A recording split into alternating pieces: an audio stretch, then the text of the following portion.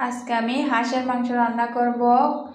তার জন্য আমি চুলোতে প্যানটা বসিয়ে দিয়েছি। এবার প্যানের ভিতরে মাংসগুলো দিয়ে দিলাম। এবার পেঁয়াজ দিয়ে দিয়েছি, আদা বাটা দিয়েছি, রসুন বাটা দিয়েছি, জিরে বাটা দিয়েছি, এবার মরিচ বাটা দিয়ে দিলাম। হাঁসের মাংস কিন্তু খেতে অনেক মজা লাগে, এভাবে একবার রান্না করে দেখবেন।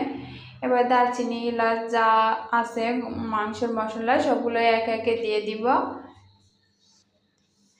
লবণ দিলাম, জিরে গুঁড়ো দিলাম, হলুদ দিলাম।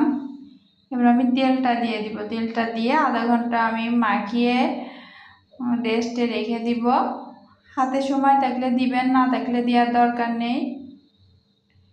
দেখেন রেস্টে থেকে এবার আমি বসিয়ে দিলাম চুলাতে। এবার আমি সুন্দর করে কষিয়ে নিব মাংসটাকে। দেখেন এবার আমি ভালো করে নাড়িয়ে চাড়িয়ে পানি দিয়ে দিব। হাঁসের মাংস এভাবে একবার রান্না করে দেখেন।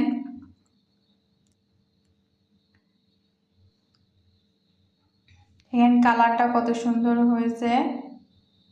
এবার আমি একটা আলু টুকরো টুকরো করে কেটে নিয়েছি, এবার ওগুলা দিয়ে দিলাম। এবার ঢেকে দিলাম।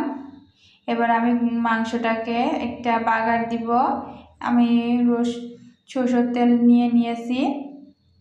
এবার পেঁয়াজ দিলাম, তেজপাতা দিলাম। এবার আমি একটু ভেজে নিলাম। এবার আমি মাংসের ভিতরে একটু শুকনো মরিচ, একটু রসুন দিয়ে দিলাম। এবার আমি বাগারটা দিয়ে দিব। দেখেন